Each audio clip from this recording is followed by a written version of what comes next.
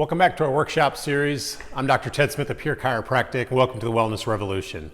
I've been a chiropractor now for 20 years, and one thing I want to do is I want to thank you for being part of our practice and putting your trust in me and my team as far as your overall health. Today I want to talk about what is wellness. It's a very, very complicated and confusing topic that people, we seem to hear it everywhere nowadays, the wellness revolution. But like I said, it's very, very complicated. But part of today is I just want to explain how do we achieve that. We're in a healthcare crisis right now. We're as sick as we've ever been, sick and dying nation. Our healthcare costs keep going higher and higher, and our top 3 killers go up year after year after year. So somewhere along the line, we have to start really focusing on what are we doing wrong, or where does health come from? So if you look at, are we a healthcare or a sick care system? If I was to ask you, when is the only time we go to one of our healthcare providers? It's when we're sick. We never go when we're healthy. If you walked in your doctor's office, sat down when you feel perfectly fine, he's going to look at you and say, what's wrong? And if you say nothing, I feel great, what will he say? He'll say, then why are you here? To me, a healthcare system, as a doctor, should look at that. It should be more preventative. So when you walk in your doctor's office, they want to look at your diet, at exercise, your nerve flow. Make sure that everything in your life is working properly. Americans make up about 4% of the world's total population. Yet we spend almost 50% of all the money in the world on healthcare spent in this country. So let's think about that. 4% of the world's total population, but we're spending 50% of the money. So when you think of the 37 or the 39 industrialized countries in this world, we should be in the top, 1, 2, or 3? We are ranked 37th out of 39 industrialized countries when it comes to overall health. So there again, we're spending 50% of the money in this world, but we're second from the bottom. So the US consumes 80% of the prescription drugs in the world. Over 80 million aspirins are consumed every single day in this aspirin. Aspirin alone is responsible for 2,000 deaths per year in adults and over 1,500 deaths per year in children. Another 5,000 people are dying every single day from your non-steroid anti-inflammatories, your Advil, ibuprofens. So when you think of those numbers, that's over 210,000 deaths per year, or over 575 deaths per day. Think about that. That's like two jumbo jet airliners crashing every single day in this country and killing every single person on board. Now, if that was happening, how long do you think it would take the FAA to shut down the airline industry? It would happen instantaneously. But that's what's happened every single day. But the problem is, we've all been raised that way. I know I was. If you have a headache, what do? We drug it. What about if you have that sore throat? Just numb it. High blood pressure? We have pills to artificially lower that. Your muscle spasms, we can chemically relax that. And what about a malfunctioning gallbladder? We don't need that, just get rid of it. So we're going to cut it out of you.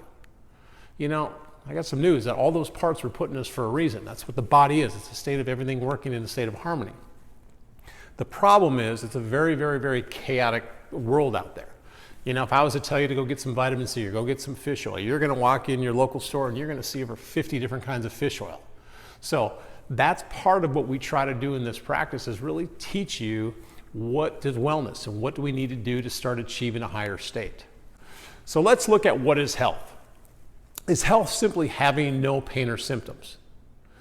Well, some basic understanding. So when you look at that health, most of us are taught that if it's not broke, don't fix it. And when it is, we are going to take that pill, as we just talked about. So if you look at the health-death continuum, basically we are either moving towards health and wellness or we're moving away from it, towards a state of sickness and disease. We are never in stasis. If we're in stasis, we're dead. So every decision we make moves us one way or the other. So most of us come to this world in a state of health. We're an organic being, comes out of our mother, and we are in a state of health. But along the way, we create stressors in our life. It can be physically, chemically, and emotional stress. We've talked about this in the past.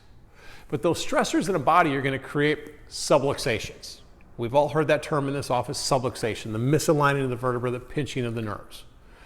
When we disconnect that brain-body connection, now we start to get that, what we call a dis-ease. There's a malfunction in the body. Left untreated, now it turns pathological. That's when the disease sets in. And if you look at what comes after disease, that's when your symptoms come in. So most of us, when that symptom creeps in, We are taking that pill to mask it, to numb it, to cut it out of us. But we never truly work on getting ourselves back to a state of stress or a state of health, which means eliminating the stressors or minimizing the stressors in our body. So if it's all about health, how do you know if you're healthy? So let's say you're an insulin-dependent diabetic and you're taking your insulin as prescribed. You're likely going to feel really, really good. But would you be considered healthy? Of course not.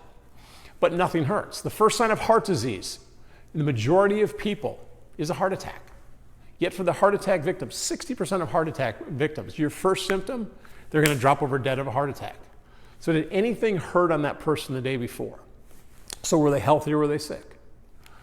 What about you're not sick? So have you ever felt fine one day and in bed with a cold or the flu the next day? Since your immune system had to be, depressed in order to catch the flu, you weren't healthy. Our body was in a state of stress, and all of a sudden it was overcome, and that's when our symptoms came out. We have no symptoms. Many women have had routine mammograms and were shocked when diagnosed with cancer. We've all known people who've been diagnosed with cancer, went in for routine physical, feeling really, really good, and they're told that they have 6 weeks, 8 weeks to live. But cancer, like any other disease, has no symptoms in its earliest stages. But that does not mean that you're healthy. So if how you feel is not a good indicator to how healthy you are, well, what is? All health conditions occur in bodies that are not functioning properly. I'm going to say that again. All health conditions occur in bodies that are not functioning properly. And from day one meeting me in this practice, we've always talked about it's not how you're feeling, it's how you're healing. It's how our body is functioning. So could proper body function be a better indicator to your level of health? So what controls function? So instead of simply looking at the function of individual tissues and parts, that's what medicine does, doctors of chiropractic, or this practice, we uniquely understand that to have normal body function, we must first have normal nervous system function. Since vertebral subluxations, which you've all heard in this practice, are a major source of nervous system interference, chiropractors look to find the malfunction in the nervous system and go straight for the cause of the body function. Most cause of dysfunction of body are due to nerve flow. They're due to those misalignments, pinching on the nerve, less brain-body connection, leading to that dis-ease or lack of function in the body, which is starting to lead to your disease process, which leads to your symptoms. So how does your nervous system work? I want you to look at this diagram and think of a safety pin. On the top is the brain. That brain has to communicate to every part of the body. So down here, you can look at every organ, every tissue, every cell in our body. And we're made up over 70 trillion cells in our body.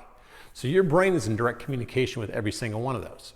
Now, the brain sends messages down the nervous system, out through the nerves to every organ, tissue, and cell, and then the message has to get back up. So we have motor nerves, we have autonomic nerves, and we have sensory nerves.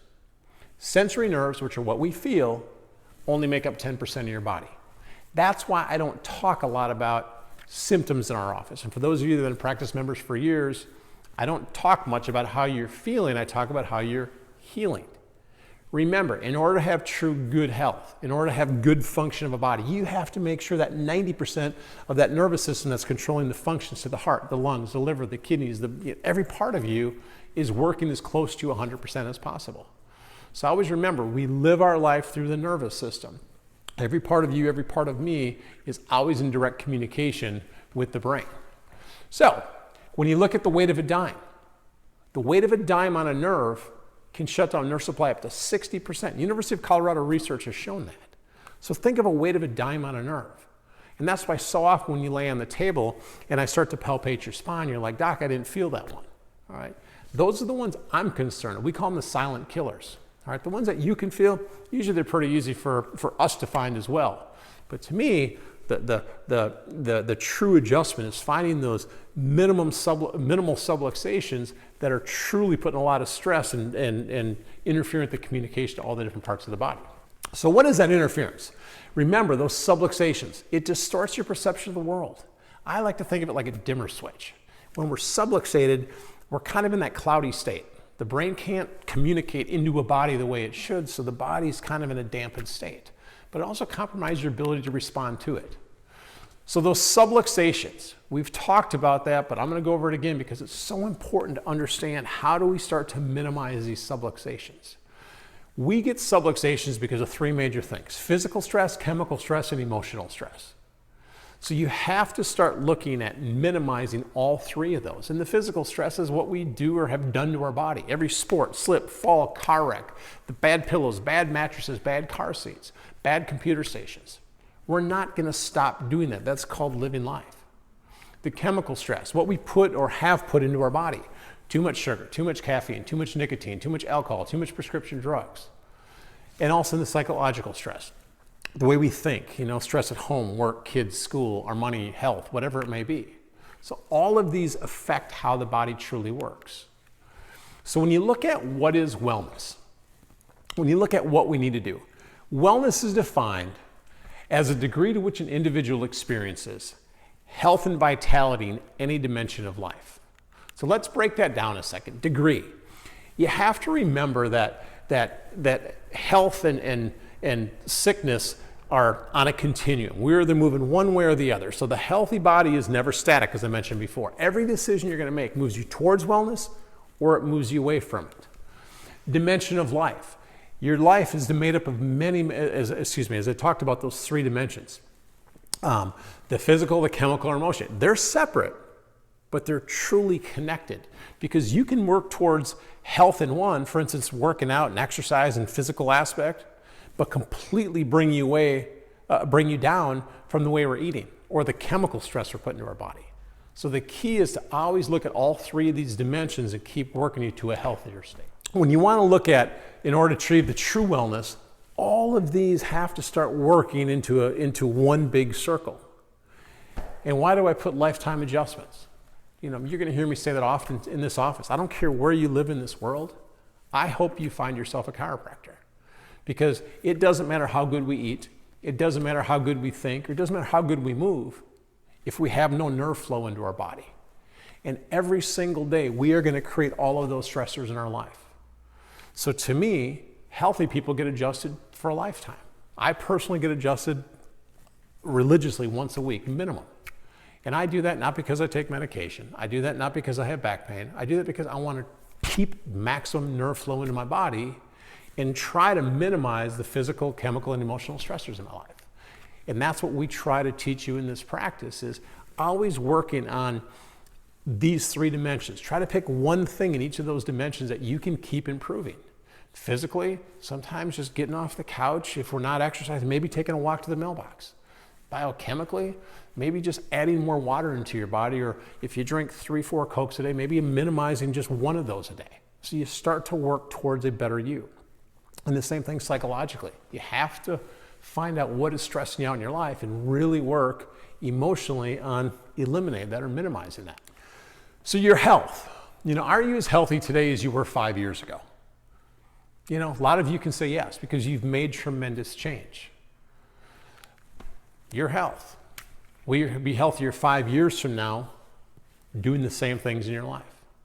Some of you are spot on. You're making the right decisions. You're getting your exercise in, you're eating better, you're starting to think better, and you're under a program of chiropractic care. So when you start working on those 4 aspects, you are going to be a healthier individual. And being healthy is tough. If you don't believe me, just try to eat really, really bad, sit on your couch all day, and tell me if you get healthier or sicker. That doesn't take much work to do that. So you always have to keep looking at what am I doing over these next 5 years to start working to raise that, move up that health continuum. So what's your game plan for your future health? I challenge you to find 3 aspects of your life that you need to improve and start slowly but surely making those changes in there. We're never going to be perfect. All right. Don't stress yourself out meaning that I have to be perfect because you never will be. But every single day we have to do more good than bad. When you do more good than bad, now you start working yourself to a better you. When we do more bad than good every day, you're slowly going to start working down towards that state of where we don't want to be. So part of our workshop series is to please keep telling people and teaching people, because as you know, our purpose in this office has always been to educate this community to a better life. So please keep telling people what you're learning. Most of us have friends, most of us have loved ones who are suffering every single day and they just don't know what to do. I don't have all the answers. And you know what? There's a lot of times people come in here, this isn't where they need to be. They do need to be here because they need to get subluxations out of their life. But if there's truly trauma, or there's disease process that have set in, pathological changes, we need to get you to that person that's going to help save that life. All right. But when you look at building your health and slowly going from this level to this level, you have to trust that the body heals from the inside out. It always has and it always will. So please go keep teaching others. Enjoy the journey and strive for excellence, being a better person tomorrow than you are today. I truly appreciate the trust you place in us. I truly appreciate the commitment you make to being here. And I truly appreciate those changes you're going to make outside the front door. Thank you, and God bless.